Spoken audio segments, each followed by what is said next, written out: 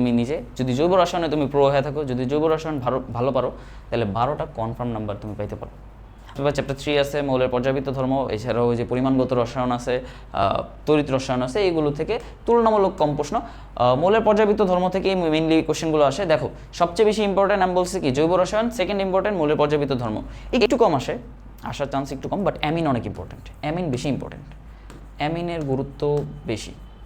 Personally যারা mentor আছে তাদের হোয়াটসঅ্যাপ নাম্বার দিয়ে দেওয়া হবে। সো তোমাদের শেষ মুহূর্তে তোমরা একাকিত্বে ভুগবা না যে আমি কি করব, গাইডলাইনের অভাবে তো এই অবস্থা চলে আসছি, তো শেষ সময়ও কি আমি গাইডলাইনের অভাবে একটা বাজে পরিণতি হবে কি না। তো ইনশাআল্লাহ এটা হবে না, এবং সবাই নিজের মতো মেহনত করতে হবে, নিজের মতো একদম লেগে থাকতে হবে, তাহলেই হচ্ছে শেষ সময়ও আমাদেরকে ঘুরে দাঁড়ানো সম্ভব। তো এই ঘুরে দাঁড়ানোর জন্য হচ্ছে কি আমাদের নিজেদের পরীক্ষা আরও বেশি ফেলতে হবে। দেখো ভাইয়া হতাশা, চরমভাবে হতাশা থাকবেই, স্বাভাবিক, আমি বলবো না যে এই হতাশাকে ভুলে যেতে, তবে এই হতাশাটাকে মানে পুঁজি করে না থাকতে, এই হতাশাটাকে পুঁজি করে না থাকে, এই হতাশাটাকে ব্যবহার করো। আসসালামু আলাইকুম সবাইকে, তোমরা সবাই কেমন আছো? আজকে আমরা কথা বলবো ঢাকা সেন্ট্রাল ইউনিভার্সিটি 2026-এর যে এক্সাম, অর্থাৎ আমাদের সেন্ট্রাল বিগত সময়ে যে 7 কলেজ সেটার ভর্তি পরীক্ষা নিয়ে। এখন কথা হচ্ছে এইটার রসায়নের দ্বিতীয় পত্রে কোন কোন চ্যাপ্টারগুলো থেকে, কোন কোন টপিকগুলো থেকে আমাদের কতগুলো প্রশ্ন আসছে বিগত 5 বছরে, আমরা সেটা নিয়ে একটা অ্যানালাইসিস করব, এবং এছাড়াও কোন কোন টপিক আমাদের আসার সম্ভাবনা এবছর অনেক বেশি, সেটা নিয়ে আমরা আজকে আলোচনা করব। সো আজকের এই গাইডলাইন ভিডিওতে তোমাদের সকলকে স্বাগতম। আচ্ছা, এখন কথা হচ্ছে আমাদের প্রথম যদি আমরা দেখি যে পরিসংখ্যানটা হিসাব করি যে আমাদের কোন চ্যাপ্টার থেকে কতগুলো প্রশ্ন গত বছর এসেছিল, সেটা আমরা একটু দেখি। কারণ আমাদের সেন্ট্রাল ইউনিভার্সিটির নিয়ম কিন্তু পরিবর্তন হয়ে গেছে। আগের সময়গুলোতে হতো কি আমাদের নেগেটিভ মার্কিং ছিল না, যার ফলে ঢাকা ইউনিভার্সিটির প্রিপারেশন নিলেই মোটামুটি সেন্ট্রাল 7 কলেজের প্রিপারেশন হয়ে যেত, অথবা গুচ্ছের প্রিপারেশন নিলে আমাদের হয়ে যেত, কারণ ওইখানকার যেই থিওরিটিক্যাল পার্টগুলো আছে ওইগুলোই দেখা যাচ্ছে বেশিরভাগ সময় আমাদের কি পরীক্ষায় আসতো। বাট এখন যেহেতু আমাদের নেগেটিভ মার্কিং অ্যাড হয়েছে, আমাদের কি অবশ্যই ম্যাথমেটিক্যাল টার্মের উপর জোর বেশি দিতে হবে। এই জন্য আমরা কি করব, দেখব যে এখানে কত সময়। তো যেহেতু আমি বললাম যে আগে কি হতো, আগে প্রচুর পরিমাণে জৈব রসায়নের উপর নির্ভরতা ছিল, কারণ থিওরিটিক্যাল পার্ট অনেক বেশি আসতো, যেটা গত বছর আমরা দেখেছি যে গত বছর জৈব রসায়ন থেকে 12টি প্রশ্ন আসছে, 12টি, অর্থাৎ 25টা কোশ্চেনের অর্ধেক, 12টা প্রশ্ন। অর্থাৎ তুমি যদি অর্গানিক কেমিস্ট্রিতে দুর্বল হয়ে থাকো তাহলে এটা মানে খুবই ভয়াবহ বিষয়। যদিও তোমাদের এখন যেহেতু একদম লাস্ট স্টেজ, লাস্ট সময়, তোমাদের অবশ্যই কি অর্গানিক কেমিস্ট্রিতে দুর্বল থাকার কথা না। কিন্তু এখন কথা হচ্ছে যে জৈব রসায়নে 12টা কোশ্চেন, আমরা দেখলাম যে পরিমাণগত রসায়ন থেকে কয়টা আসছে, 2টা প্রশ্ন, তড়িৎ রসায়ন থেকে 2টা প্রশ্ন, যে 2টা হচ্ছে ম্যাথমেটিক্যাল টার্ম, ঠিক আছে। যেহেতু এই 2টা চ্যাপ্টার আমাদের ম্যাথমেটিক্যাল টার্ম আছে, ম্যাথ আছে, এই চ্যাপ্টার 2টা থেকে 4টা প্রশ্ন আসছে, এবং পরিবেশ রসায়ন থেকে 1টা প্রশ্ন আসছে। এখন কথা হচ্ছে যে এটা কিন্তু গত বছরের কথা। এখন এই গত বছরের হিসেবটা এই বছর কিন্তু পরিবর্তন হতে পারে, কারণ যেহেতু এটা আমাদের একটা নতুন ফর্ম ইউনিভার্সিটি, এইটা কিন্তু মানে প্রতি বছরই দেখা যাচ্ছে যে নিজেদের একটা আইডেন্টিটি আনার চেষ্টা করবে। যখন তারা নিজেদের একটা আইডেন্টিটি আনার চেষ্টা করবে, তারা প্রতি বছরই নতুন না নতুন কোনো কিছু কোশ্চেন প্যাটার্ন সংযোগ করবে।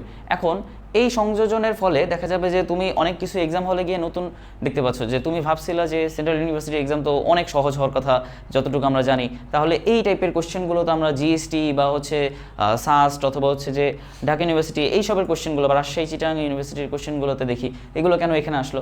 দেখো একটা জিনিস বুঝতে হবে যে সেন্ট্রাল ইউনিভার্সিটি কিন্তু এখন বাংলাদেশের 5ম স্বায়ত্তশাসিত বিশ্ববিদ্যালয় এবং 57তম পাবলিক বিশ্ববিদ্যালয়। তো অবশ্যই তারা নিজেদের একটা আইডেন্টিটি তৈরি করতে চাবে। তো যেহেতু আমাদের এই আইডেন্টিটি ক্রাইসিসে ভুগছি, তো এই আইডেন্টিটি ক্রাইসিসকে মুক্ত করার জন্য তারা নতুন একটা কোশ্চেন প্যাটার্ন নিয়ে আসতেও পারে। সো আমাদের অবশ্যই এই জন্য প্রস্তুত থাকতে হবে। এখন কথা হচ্ছে যে পরিমাণগত রসায়ন থেকে আমরা দেখলাম 2টি প্রশ্ন, তড়িৎ রসায়ন থেকে 2টি, এবং পরিবেশ রসায়ন থেকে 1টি। এবার আমরা দেখব যে বিগত 5 বছরে কোন চ্যাপ্টার থেকে কয়টি প্রশ্ন আসছে। আচ্ছা, এখন দেখো জৈব রসায়ন থেকে 23-24 সেশনে অর্থাৎ 11টা কোশ্চেন আসছে। 25টা কোশ্চেনে 2 পেপার মিলিয়ে প্রশ্ন আসে, সেখানে 25টা কোশ্চেনে 11টা কোশ্চেন যদি এক পেপারের একটা চ্যাপ্টার থেকে আসে, অর্থাৎ তোমাদের সবচেয়ে বেশি গুরুত্ব দিতে হবে কোনটায়, অর্গানিক কেমিস্ট্রিতে, জৈব রসায়নে। আচ্ছা, এবার আরেকটা জিনিস দেখো যে 22-23 সালে জৈব রসায়ন থেকে 9টা প্রশ্ন আসছে, 21-22 সেশনে 5টা প্রশ্ন, 18-19 সেশনে 8টা প্রশ্ন। অর্থাৎ দেখতে পাচ্ছ যে ধারাবাহিকভাবে চিন্তা করলে যে আগের থেকে প্রতি বছর কিন্তু জৈব রসায়নের কোশ্চেনটা দিন দিন বাড়তেই আছে, মানে প্রথমে 8 ছিল, পরে একটু কমছে 5, এরপর 9, এরপর 11 এবং লাস্ট ইয়ার কি 12। তো আমাদের দেখতে পাচ্ছি কি যে জৈব রসায়নটা মহা গুরুত্বপূর্ণ, এইটা দিন দিন ধারাবাহিকভাবে এর কোশ্চেন পরিমাণ বাড়ছে। আচ্ছা, এখন কথা হচ্ছে যে পরের যে চ্যাপ্টার, এবার আসি অজৈব রসায়ন। আচ্ছা, এই অজৈব রসায়নের মধ্যে কিন্তু আমাদের ইনঅর্গানিক অর্থাৎ যে ফার্স্ট পেপারের চ্যাপ্টারগুলো আছে, ফার্স্ট পেপারের চ্যাপ্টারগুলো মেনলি দেওয়া হয়েছে, অর্থাৎ গুণগত রসায়ন, তারপরে হচ্ছে যে আমাদের রাসায়নিক যে বিক্রিয়া চ্যাপ্টারটা আছে, তারপরে হচ্ছে যে আমাদের কি বলে চ্যাপ্টার 2 পরিমাণগত রসায়ন, এইগুলো আসলে এই অজৈব রসায়নের মধ্যে ইনক্লুড করা হয়েছে। তো এই অজৈব রসায়নের মধ্যে পরিমাণগত না, তড়িৎ রসায়ন যেটা আছে এটা আমাদের অজৈব রসায়নের মধ্যে ইনক্লুড করা হয়েছে। তো আমরা দেখলাম যে বাকি 7টা 8টা, অর্থাৎ দেখো এখানে যদি 11টা প্রশ্ন আসছে, 7টা প্রশ্ন অবশ্যই কি এখান থেকে আসবে, যাতে ব্যালেন্স হয়ে যায়। তো আমাদের দেখলাম কি যে অজৈব রসায়ন অর্থাৎ ফার্স্ট পেপারে যে তোমাদের অলরেডি আমি একটা গাইডলাইন ভিডিও দিয়ে দিচ্ছি, অর্থাৎ ওইখান থেকে কি কি কোশ্চেন আসতে পারে সেইটা আমরা অলরেডি দেখে ফেলছি।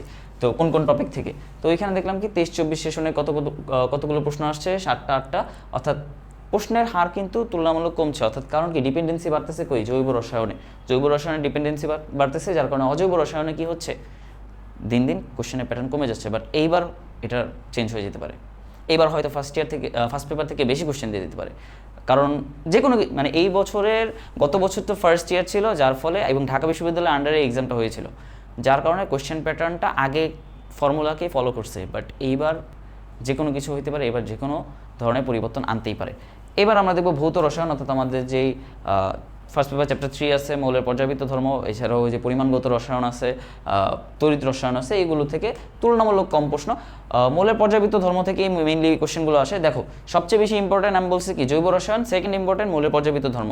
এছাড়া বাকি যা আছে সেগুলো হচ্ছে যে পরিমাণগত রসায়ন এবং তড়িৎ রসায়ন, যেহেতু ম্যাথমেটিক্যাল টার্ম ছিল কোশ্চেন তুলনামূলকভাবে কম আসতো, বাট এখন এখান থেকে কোশ্চেন আসার হারটা বেড়ে যাবে। যেমন গত বছর সম্ভবত 23-24 সেশনে জিএসটি পরীক্ষায় সবসময় কিন্তু অর্গানিকের হার বেশি থাকে, বাট ওই সময় দেখা গিয়েছে কি যে অর্গানিক কমে গেছে। ওই বছর আমি এক্সাম দিয়েছিলাম, তো আমি নিজেই দেখছি যে অর্গানিক থেকে খুব মানে তুলনামূলক অনেক কম প্রশ্ন আসছে। হঠাৎ করে দেখা যায় যে চ্যাপ্টার 3 পরিমাণগত রসায়ন থেকে অনেক বেশি প্রশ্ন এসে পড়ছে। তো এই জন্যই বললাম যে এই ভৌত রসায়নগুলোকে আমরা কি এখন আর ওইভাবে নেগলিজিবল অবস্থায় দেখতে পারবো না। এরপরে আমাদের লাস্ট আসে হচ্ছে পরিবেশ রসায়ন। পরিবেশ রসায়ন থেকে সবসময় কম প্রশ্ন আসে, কারণ পরিবেশ রসায়নের টপিকও তুলনামূলক কম, এবং এই চ্যাপ্টারের দেখা যায় যে কোশ্চেন যদি আসেও গ্রাফগুলো আসে, তো ওই যেই টপিকগুলো আসে সেই টপিকগুলো তো আমরা সামনে দেখবই। আচ্ছা, এবার আমরা যাই হচ্ছে পরবর্তী পিডিএফে, অর্থাৎ হচ্ছে আমাদের জৈব রসায়নের নিয়ে কথাবার্তা বলবো, যেহেতু এইটাই আমাদের সবচেয়ে বেশি হিট টপিক, সবচেয়ে বেশি কি বলি টাইটেল কি দিছি, সুপার হট। ঠিক আছে, সুপার হট, অনেক বেশি গরম এখন, অলরেডি সম্ভবত 34 ডিগ্রি সেলসিয়াস তাপমাত্রা, কিন্তু ফিলস লাইক 45 ডিগ্রি। তো এই গরমের মধ্যে আমরা জৈব রসায়নের যেই গরম সেই তাপদাহটা নিব। আচ্ছা, এখন দেখো প্রথম যে কথাটা সেটা হচ্ছে নামকরণ এবং সমন্বত হবে। তো এই টপিকটা আমাদের কি 3 স্টার দিছি, অ্যাকচুয়ালি কি এটা 3 স্টার না, এটা হচ্ছে 5 স্টার, এটা হচ্ছে 5 স্টার। কেন? কারণ নামকরণ সমনতার থেকে একটু কম প্রশ্ন আসে, বাট নামকরণ থেকে শিওরলি 2টা অথবা 1টা প্রশ্ন থাকবে, এবং ওই 2টা এবং 1টা প্রশ্ন অবশ্যই পারতে হবে তোমাদের, এইটাই ভুল করা যাবে না, কারণ তোমাদের এই মুহূর্তে 1টা মার্কও অনেক ইম্পর্টেন্ট। সো এই একটা কোশ্চেনের অ্যান্সার যদি একটা আসে একটাই, 2টা থাকে 2টাই অবশ্যই পারতে হবে। সো নামকরণ এই জন্য 5 স্টার একটা টপিক। আচ্ছা, এরপরে আমাদের যে জিনিসটা সেটা হচ্ছে জৈব যৌগের শনাক্তকরণ, অর্থাৎ যত ধরনের শনাক্তকরণ বিক্রিয়া আছে, আমাদের শনাক্তকরণ বিক্রিয়া অনেকগুলো আছে, টলেন বিকারক, লুকাস বিকারক, তারপরে হচ্ছে যে আরও যত ধরনের শনাক্তকরণ বিক্রিয়া আছে, এই সব কিছু আমাদের ভালোভাবে পড়তে হবে। ঠিক আছে, অর্গানিকের প্রত্যেকটা শনাক্তকরণ বিক্রিয়া খুব ভালোভাবে পড়তে হবে, এটাও একটা 5 স্টার টপিক, কারণ শনাক্তকরণ বিক্রিয়া থেকে তোমাদের প্রশ্ন চলে আসে। আচ্ছা, এবার পরবর্তী যে সেটা হচ্ছে অ্যারোমেটিক যৌগ এবং এদের অর্থপ্যারা নির্দেশক। তো এই অ্যারোমেটিক যৌগ অর্থাৎ বেনজিন, তারপরে টোলুইন, ফেনল, এছাড়াও এদের যে অর্থপ্যারা নির্দেশকগুলো আছে, যে কারা অর্থ নির্দেশক কারা প্যারা নির্দেশক, এই সব কিছু খুব ভালোভাবে পারতে হবে, কারণ এই টপিকটা একটু কম ইম্পর্টেন্ট, এই টপিক থেকে একটু কম কোশ্চেন আসে, বাট তারপরও এইটা কি 4 স্টার একটা টপিক, ঠিক আছে, এটা একটা 4 স্টার টপিক, কারণ এখান থেকেও প্রশ্ন আসার চান্স আছে। আচ্ছা এবার দেখো, কারণ যেই এক্সামে দেখা যায় যে ম্যাথমেটিক্যাল টার্ম একটু বেশি আসে, ওইখানে এই যে অর্থপ্যারা নির্দেশক এই টাইপের কোশ্চেনগুলো দিয়ে দেয়, যদিও এটা এইচএসসির জন্য বেশি ইম্পর্টেন্ট টপিক। এবার আমরা দেখবো হচ্ছে বিক্রিয়ার কৌশল অর্থাৎ মেকানিজম। বিক্রিয়া মেকানিজমে যত ধরনের প্রতিস্থাপন বিক্রিয়া মেকানিজম আছে, যত আমাদের কি SN1 SN2 বিক্রিয়া আছে, এই প্রত্যেকটা বিক্রিয়া মেকানিজম খুব ভালোভাবে পারতে হবে। ইলেকট্রোফিলিক প্রতিস্থাপন, নিউক্লিওফিলিক প্রতিস্থাপন, তারপরে আমাদের হচ্ছে যে এই সব কিছু খুব ভালোভাবে পারতে হবে। এইটার বিক্রিয়ার কৌশল এই চ্যাপ্টার থেকে, তারপরে SN1 বিক্রিয়ার ক্রম, শক্তির ক্রম, তারপরে SN2 বিক্রিয়ার শক্তির ক্রম, এই প্রত্যেকটা ক্রম ভালো মতো পারতে হবে, এবং এর মাধ্যমে আমরা কি বিক্রিয়া কৌশল ভালো মতো, এটা একটা 3 স্টার টপিক বলা যায়। এখান থেকে কোশ্চেন হয়তো উপরের 3টার মতো এত ইম্পর্টেন্ট না হলেও এখান থেকে খারাপ কোশ্চেন আসে না, তো এটা 3 স্টার টপিক। এবার আসো পলিমার ও অ্যামিন। আসো পলিমার যত পলিমারকরণ বিক্রিয়া আছে, PVC থেকে শুরু করে আমাদের আদার্স যেই পলিথিন থেকে শুরু করে অন্যান্য যত ধরনের পলিমারকরণ বিক্রিয়া আছে, এগুলো একটু কম আসার চান্স একটু কম, বাট অ্যামিন অনেক ইম্পর্টেন্ট, অ্যামিন বেশি ইম্পর্টেন্ট, অ্যামিনের গুরুত্ব বেশি। অ্যামিন রিলেটেড যত বিক্রিয়া আছে, ঠিক আছে, বিশেষ করে আমাদের যে কার্বিলামিন বিক্রিয়া, তারপরে হচ্ছে যে আমাদের অ্যামিনের যে শনাক্তকরণ বিক্রিয়া, এই পুরাটা খুব ইম্পর্টেন্ট, অনেক বেশি ইম্পর্টেন্ট এইটা, ঠিক আছে, এখান থেকে শিওরলি কোশ্চেন আসার চান্স থাকে। এছাড়াও আবার দেখা যায় যে অ্যামিন থেকে আমাদের যে পরবর্তীতে ধাপে ধাপে আমরা যে হফম্যান ক্ষুদ্রাংশকরণ বিক্রিয়া করি, ওইগুলো অনেক বেশি ইম্পর্টেন্ট। সো এই জন্য আমরা এটাকে অ্যামিনের জন্য 3 স্টার টপিক বলতে পারি, বাট পলিমার একটু লেস ইম্পর্টেন্ট। আচ্ছা এইবার আসো সমগোত্রীয় শ্রেণী, সবচেয়ে ইম্পর্টেন্ট পার্ট, কার্যকরীমূলক এবং সমগোত্রীয় শ্রেণী, অর্থাৎ এর মধ্যে কি কি আছে, এর মধ্যে আমাদের আছে হচ্ছে অ্যালকোহল, তারপরে তোমাদের অ্যালডিহাইড, কিটোন, তারপরে আমাদের কার্বক্সিলিক অ্যাসিড, অ্যালকেন, অ্যালকিন, অ্যালকাইন, এগুলোর যত বিক্রিয়া আছে, এদের যত প্রস্তুতিগুলো আছে, এই প্রস্তুতিগুলো খুব ভালোভাবে পারতে হবে। বিশেষ করে অ্যালকেনের যে প্রস্তুতি, ডিকার্বক্সিলেশন বিক্রিয়া, উডস বিক্রিয়া, এগুলো অনেক ভালোভাবে পারতে হবে। এছাড়াও তোমার হচ্ছে যে অ্যালডিহাইডের যেই বিক্রিয়াগুলো আছে, বিশেষ করে অ্যালডল ঘনীভবন, অ্যালডিহাইড কিটোন শনাক্তকরণ, তো এইগুলো খুব ভালোভাবে পারতে হবে, ঠিক আছে। এছাড়াও ধরো যে আমাদের অ্যালকোহলের যে বিক্রিয়াগুলো আছে, তারপর অ্যালকোহলের লুকাস বিকারকের কথা তো বললামই, ওইটা দিয়ে যে অ্যালকোহলে 1 ডিগ্রি 2 ডিগ্রি 3 ডিগ্রি অ্যালকোহল শনাক্তকরণ, কার্বক্সিলিক অ্যাসিডের বিক্রিয়াগুলো, এগুলো ভালোভাবে পারতে হবে। এছাড়াও কার্বক্সিলিক অ্যাসিড অর্থাৎ জৈব অ্যাসিডে যতগুলো জাতক আছে, টোটাল যে 4টা জাতক আছে, এই প্রত্যেকটা জাতকেরও আমাদের কি ভালোভাবে পারতে হবে যে আমাদের কী কী আছে, অ্যাস্টার আছে, অ্যাসিড অ্যানহাইড্রাইড আছে, তো এইগুলো জাতকগুলোরও বিক্রিয়াগুলো ভালোভাবে শিখতে হবে। তো অ্যালকিনের এবং অ্যালকাইনের যেই মার্কোনিকভ খারাসের নীতি, এছাড়াও হচ্ছে যে এদের যেই অসম্পৃক্ততা পরীক্ষা অর্থাৎ ব্রোমিন, বেয়ার, যেটা ছোটোবেলায় পড়ছি, এগুলো খুব ভালোভাবে পারতে হবে, ঠিক আছে। এছাড়াও আরেকটা জিনিস যেটা শিখতে হবে, সেটা হচ্ছে আমাদের বিক্রিয়ার বিভাজনটা, এইটা যত পারবা তত হচ্ছে বিক্রিয়া তুমি ভালোভাবে সলভ করতে পারবো। অর্থাৎ বিক্রিয়া বিভাজন বলতে কি, যে আমাদের যেই বিক্রিয়ার জন্য যৌগের যে বিভাজনগুলো করতে পারি, প্লাস মাইনাসে বিভাজন করি, ওই বিভাজনগুলো খুব ভালোভাবে পারতে হবে, তাইলে আমরা বেশ আগায় যাব। এছাড়াও এখানেও তো বললাম বেনজিন, টোলোইন, ফেনল, এগুলোর কথাও বলে দিচ্ছি। তো এই টপিকগুলো তোমরা যদি ভালোভাবে, টোটাল কথা অর্গানিক কোনো স্পেশালিস্ট টপিক নাই। হ্যাঁ, তুমি টপিক স্কিপ করতে পারলে চাইলে পলিমারকরণ এটা স্কিপ করতে পারো, এটা অত বেশি ইম্পর্টেন্টও না, বাট অন্যান্য যেইগুলো আছে, সমানতাটাও তুমি চাইলে নাও দেখতে পারো, বাট সমানতা থেকেও কোশ্চেন আসে, অনেক বেশি কোশ্চেন আসে। সো আমার মনে হয় না এটা স্কিপ করা ভালো কাজ হবে। তো অর্গানিক তোমার পুরোটা রিভাইজ দিতে হবে, এখানে স্কিপ করার কোনো চান্সই নেই, এখানে স্পেশাল টপিকের কোনো চান্সই নেই। কোশ্চেন তোমার কোন কোন জায়গা থেকে আসবে, কোন কোন টপিকে কীভাবে আসতে পারে, এই সব কিছু তোমরা বিগত সময়ের যে টেস্ট পেপার সেখানে সলভ করলে পাবে। এছাড়াও আমাদের যে এক্সাম ব্যাচটা আছে, আমাদের যে পেইড এক্সাম ব্যাচটা আছে, সেই পেইড এক্সাম ব্যাচে আমরা কিন্তু ওই সেন্ট্রাল ইউনিভার্সিটি স্ট্যান্ডার্ডে কোশ্চেন দিচ্ছি, এবং আমাদের আমাদের এই এক্সাম নেওয়ার পদ্ধতিটা কিন্তু বেশ আধুনিক, এবং এই এক্সামের মাধ্যমে তোমরা হচ্ছে নিজেকে যাচাই করতে পারবে, এবং এই টপিকগুলোর কোনটাতে তোমার উইকনেস আছে, এই উইকনেসগুলোও কি তোমরা বুঝতে পারবে। এবং আমাদের যে কোশ্চেনগুলো করা হবে, এই কোশ্চেনগুলো কিন্তু এই টপিকের বেসিসেই করা হবে, যেগুলো আমাদের বিগত সময়ের প্রশ্নে আসছে, ঠিক আছে। আচ্ছা, এবার আমরা পরের চ্যাপ্টারে চলে যাই, যেটা হচ্ছে পরিমাণগত রসায়ন। আসো এবার পরিমাণগত রসায়নের কথা বলবো। পরিমাণগত রসায়নে সবচেয়ে ইম্পর্টেন্ট যেটা আমরা জানি, মোলারিটি এবং পিপিএম। মোলারিটি পিপিএমের যত এককগুলো আছে, বিশেষ করে এককগুলো খুব ভালোভাবে শিখে রাখতে হবে।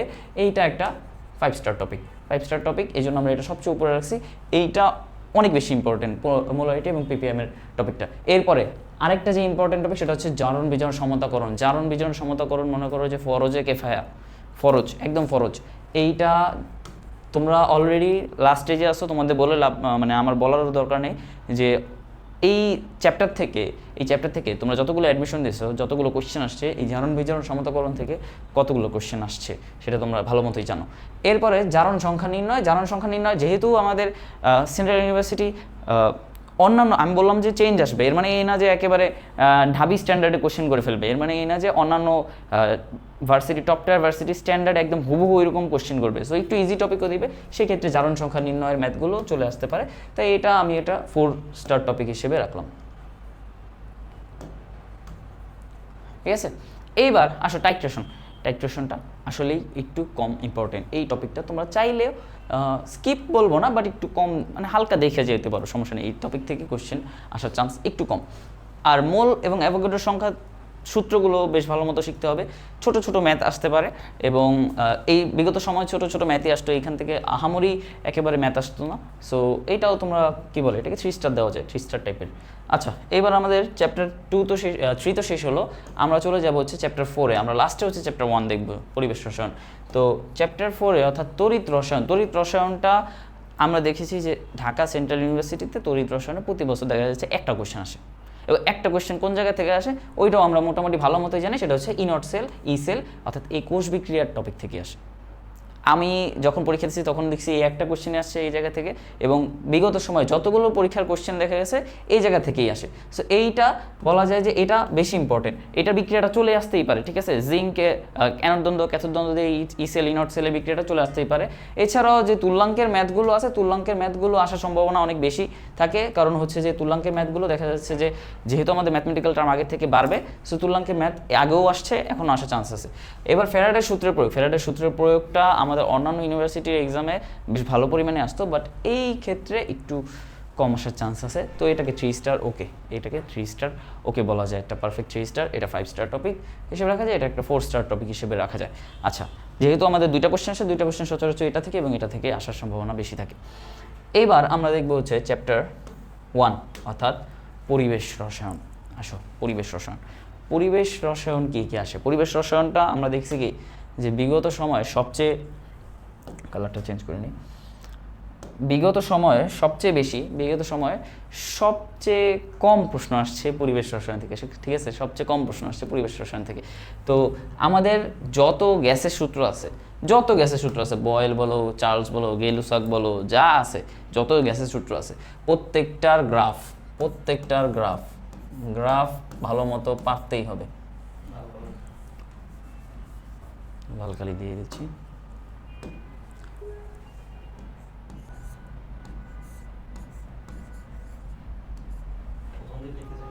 আচ্ছা, প্রত্যেকটা গ্রাফ ভালো মতো পারতেই হবে, গ্রাফ শিখে যাইতে হবে। এই চ্যাপ্টার থেকে একটাই প্রশ্ন আসবে, দেখা যাবে ওই একটাই গ্রাফ।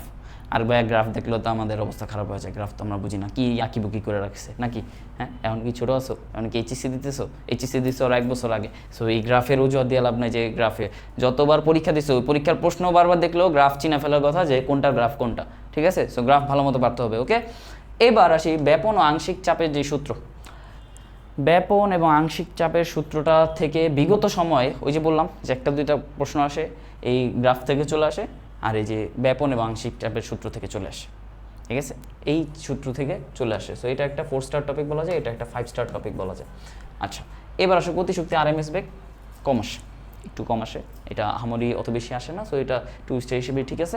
বাস্তব গ্যাস এবং আদর্শ গ্যাস, যেটা হচ্ছে আমাদের হট টপিক, কোনটার ক্ষেত্রে আমাদের অন্যান্য যে অ্যাডমিশন কোচিংগুলো করছে, অন্যান্য যে অ্যাডমিশন এক্সামগুলো দিচ্ছে, ওইগুলোতে দেখছি কি আমরা যে বাস্তব এবং আদর্শ গ্যাস থেকে প্রশ্ন বেশ ভালো পরিমাণে আসছে, এবং ওইটার যে বাস্তব গ্যাসের যে সমীকরণটা, আদর্শ গ্যাসের যে সমীকরণটা, সেটার মধ্যে যে সম্পর্কটা, তুলনাটা, সব কিছু আমাদের ইম্পর্টেন্ট। সো এটা একটা 3 স্টার টপিক হিসেবে রাখা যায়। এখানে একটু কম আসে, বাট আসে।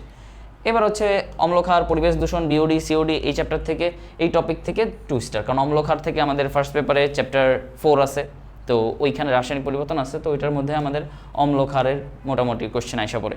তো এই চ্যাপ্টার থেকে একটু কম আসে। এই চ্যাপ্টারে পরিবেশ দূষণ অর্থাৎ আমাদের যে বিওডি, সিওডি বা আদার্স যেগুলো আছে, ডিও, ডিজলভ অক্সিজেনের অভাবে যে হয়, এই সব কিছু আমাদের আসে, কম আসে। সালফিউরিক বিশেষ করে আবার হচ্ছে যে অ্যাসিড বৃষ্টি, তো অ্যাসিড বৃষ্টিও আসে, অ্যাসিড বৃষ্টিটাও ইম্পর্টেন্ট টপিক, পরে যাবা এটা চলে আসে অনেক সময়। তো এই হচ্ছে মোটামুটি আমাদের পরিবেশ রসায়নের ইম্পর্টেন্ট টপিক। তো আমাদের দেখলাম কি আমাদের সবগুলো চ্যাপ্টার তো দেখে ফেলেছি, সবগুলো চ্যাপ্টারই দেখা শেষ মোটামুটি। জৈব রসায়নের স্পার্কটা দেখো 12টা, অর্থাৎ 48% কোশ্চেন জৈব রসায়ন থেকে আসছে। মানে তুমি যদি চিন্তা করে থাকো যে আমি কোনো চ্যাপ্টার পড়বো না, কোনো চ্যাপ্টারই পড়বো না, আমি একটা চ্যাপ্টার পড়বো, একটা চ্যাপ্টার থেকে সব অ্যান্সার করবো জৈব রসায়ন, 12টা কনফার্ম মার্ক তুমি নিজে, যদি জৈব রসায়নে তুমি প্রো হয়ে থাকো, যদি জৈব রসায়ন ভালো পারো, তাহলে 12টা কনফার্ম নাম্বার তুমি পাইতে পারো। আমি যখন পরীক্ষা দিয়েছিলাম, আমি তো সম্ভবত 2023-এ পরীক্ষা দিয়েছি, তো 2023-এ পরীক্ষাতে আমাদের সময় ওই যে 11টার মতো কোশ্চেন আসছিল জৈব রসায়নে, 11টা অথবা আরও এরকমই 11টার মধ্যে কোশ্চেন আসছে। তো 11টা কোশ্চেনে আমার মোটামুটি আমি জৈব রসায়নে বেসিক অনেক ভালো ছিল এবং জৈব রসায়ন আমি বেশ ভালো মতো পারতাম, তো আমি দেখছি আর দাগেছি, এরকম ছিল বিষয়টা। কারণ জৈব রসায়ন আমার কেমিস্ট্রিতে হাইয়েস্ট মার্ক উঠছিল, তো জৈব রসায়নের থেকে এত বেশি প্রশ্ন আসে, এবং এইটার জন্য তো তোমার ক্যালকুলেশন লাগে না। তুমি যদি বিক্রিয়ার বিভাজনটা ভালো মতো পারো, বিক্রিয়ার মেকানিজম ভালো মতো পারো, বিক্রিয়াগুলো ভালো মতো মাথায় থাকে, এবং মেইনলি হচ্ছে যে বিক্রিয়ার বিভাজন, তুমি যে বিক্রিয়ার বিভাজন অর্থাৎ যে সুষম বিভাজন, বিষম বিভাজন, এইভাবে যদি তুমি বিভাজন করে পড়ে থাকো, তাইলে তোমার জন্য অর্গানিক একদম done and dusted. So organic নিয়ে আর চিন্তা করে লাভ নাই যদি ভালো মতো প্রিপারেশন না থাকে। আর যদি না থাকে ভাই আমি তো অর্গানিক পারি না, তাইলে তো আর কিছু করার নাই, তাহলে তোমার জন্য সমবেদনা, তাহলে তোমার বাকি চ্যাপ্টার ভালো মতো পড়তে হবে, অর্গানিক পড়তে হবে না। বিষয়টা এরকম, অর্গানিক ছাড়লে তুমি মোটামুটি সেন্ট্রালের একটা সিট থেকে অনেক দূরে চলে যাচ্ছ। সো অর্গানিক তুমি পড়ো আর না পড়ো, তুমি ছাড়তে পারবে না, তোমার এখন ধরতেই হবে। এবং অর্গানিক তোমার মানে টপিক বাদ দিতে পারবো না যে আমি এই টপিক বাদ দিয়ে দেবো, যেহেতু 12টা প্রশ্ন আসছে, তোমাকে তো আর 2-4টা টপিক থেকে 12টা প্রশ্ন দিবে না, সব টপিক থেকেই দিবে। তো এক করতে পারো যাদের অর্গানিকের বেসিক ভালো না বা অর্গানিক ওইভাবে পড়া হয় নাই, যদিও এটা হওয়া উচিত না, এতদিন পড়ার পরে এই যে আজকে লাস্ট স্টেজে এসে এখন এটা বলাই উচিত না যে ভাই আমার অর্গানিক হয় নাই বা অর্গানিক আমি ফুললি প্রিপেয়ার্ড না, তো এটা বলাই উচিত না। যদি না থাকে সেই ক্ষেত্রে হচ্ছে যে অর্গানিকে তারপরও অর্গানিকের 50 বা 60% অ্যাটলিস্ট কমপ্লিট করে যেতে, তাইলে তুমি 12টার মধ্যে অ্যাটলিস্ট 6 থেকে 7টা অ্যান্সার করে আসতে পারবা। 6 থেকে 7টা অ্যান্সার করলে বাকিগুলো থেকে অ্যান্সার করলে 25-এর মধ্যে অ্যাটলিস্ট তো তোমাকে কেমিস্ট্রিতে 17-18 পাইতেই হবে, 17-18 পাইতে হবে। কারণ অন্যান্য যেই সাবজেক্টগুলো আছে অর্থাৎ ফিজিক্স এবং ম্যাথ, তো অধিকাংশ পোলাপানের মধ্যে দেখা যায় যে ম্যাথের প্রতি একটা ভয় থাকে যে ভাই ম্যাথ দাগাবো না, ম্যাথ না দাগে আমি বায়োলজি দাগাবো, বায়োলজিতে দাগাবি, ম্যাথ হচ্ছে অপশনাল, ম্যাথের জায়গায় আমি ইংলিশ অথবা বাংলা দাগাবো। যাদের ম্যাথ মেইন তারা তো আলাদা বিষয়, তো তখন তারা করবে কি ওই ইংলিশ বা বাংলা দাগাবে। এখন দেখো তুমি তো সায়েন্সের স্টুডেন্ট, তুমি যদি বাংলা ইংলিশের ওপর ভালো প্রিপারেশন থাকে তাহলে তো আলাদা হিসাব, বাট স্টিল আমি মনে করি যে বাংলা ইংলিশে তুমি যত ভালো প্রিপারেশন দাও, নাম্বার তুমি ওইটার চেয়ে বেশি কেমিস্ট্রি এবং বায়োলজিতে উঠাইতে পারবা যদি তুমি ম্যাথমেটিক্যালে উইক থাকো এবং বায়োলজি ওরিয়েন্টেড প্রিপারেশন নিয়ে থাকো। সো তুমি বায়োলজি এবং কেমিস্ট্রিতে বেশি নাম্বার উঠে দেবো, কারণ অর্গানিক দেখবা আর দাগাবা, আর কোনো ভেজাল নেই। সো এই জন্য অবশ্যই জৈব রসায়নের উপর বেশি ফোকাস করতে হবে, অনেক ফোকাস করতে হবে। আচ্ছা, এরপরে খেয়াল করো যে পরবর্তীতে আমরা যদি যাই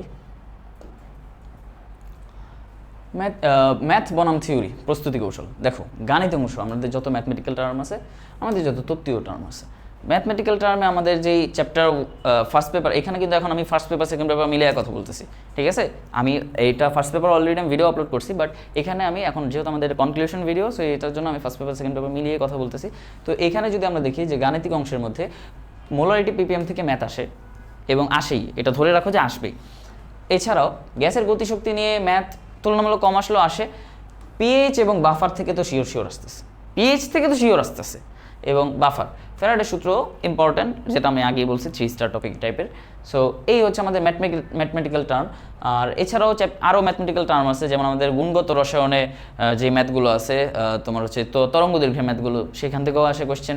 এরপরে আমাদের যে অন্যান্য যেই চ্যাপ্টারগুলো আছে, যেমন হচ্ছে যে গুণগত রসায়নেরই দ্রাব্যতার ম্যাথটা একটু কম আসে, দ্রাব্যতা থেকে একটু কম আসে, বাট তার মানে এই না যে আসবে না, আসার চান্স আছে।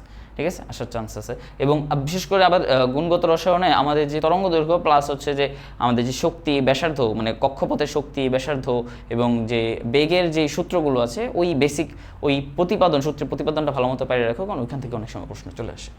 এবার আসো তত্ত্বীয় অংশ। তত্ত্বীয় অংশের জন্য আমাদের বিশেষ করে নামকরণটা অনেক ভালো মতো পারতে হবে। যত ধরনের শনাক্তকারী বিক্রিয়া আছে এবং শনাক্তকারী বিক্রিয়া গুলো কী বর্ণ দেয়, কেউ লাল বর্ণ দেয়, কেউ নীল বর্ণ দেয়, এই যে বর্ণগুলো দিচ্ছে কেউ বর্ণহীন হয়ে যায়। শনাক্তকরণ বিক্রিয়া যেমন ধরো অসম্পৃক্ততা পরীক্ষা, সম্পৃক্ততা পরীক্ষা, এই যে শনাক্তকরণ বিক্রিয়াগুলো বা হচ্ছে 1 ডিগ্রি 2 ডিগ্রি 3 ডিগ্রি অ্যালকোহল শনাক্তকরণ, কার্বিলামিন শনাক্তকরণ, তারপরে অ্যালডিহাইড কিটোন শনাক্তকরণ, এই প্রত্যেকটা শনাক্তকরণ বিক্রিয়াগুলো যারা আছে, এই শনাক্তকরণ বিক্রিয়াগুলো অ্যারোমেটিক যৌগ কিনা সেটার যে সব কিছু আমাদের ভালো মতো পারতে হবে।